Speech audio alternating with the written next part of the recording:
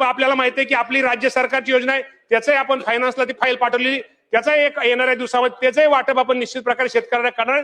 अध्यक्ष महोदय, पीएम किसान योजनेअंतर्गत पात्र लाभार्थ्यांना आज 22वा हप्ता आज संध्याकाळी 5 वाजता या राज्याचे पंतप्रधान नरेंद्र मोदी साहेब यांच्या हस्ते, पंतप्रधान मोदींच्या शुभ हस्ते ज्योती विष्णू आंतरराष्ट्रीय सांस्कृतिक केंद्र खानापारा गुवाहाटी आसाम येथून वितरित करण्यात येणार आहे. संध्याकाळी 5 वाजता हा खूप मोठा कार्यक्रम आहे.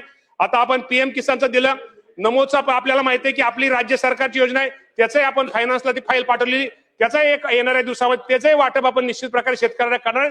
पीएम किसान सन्मान निधी योजना, या योजनेतून आतापर्यंत महाराष्ट्रामध्ये साधारणतः पहिल्यांदा, आता ते शेतकरी थोडे अजून कमी झालेत, साधारण पूर्वीचा विचार 1,19,00,000 शेतकऱ्यांना आतापर्यंत राज्य सरकारने 21 हप्त्यामध्ये, आज 22 आहे ते, आता ही घेतो नव्हतं.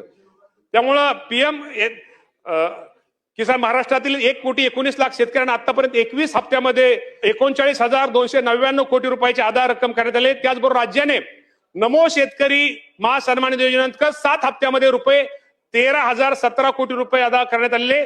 सदरच्या योजना मिळून अध्यक्ष महोदय पटोले साहेब, केंद्र आणि राज्याची मिळून साधारणतः माझ्या शेतकऱ्यांना आतापर्यंत 52,316 कोटी रुपयाची भरीव रक्कम शेतकऱ्याच्या हाती खात्यावर जमा करण्यात आलेली आहे.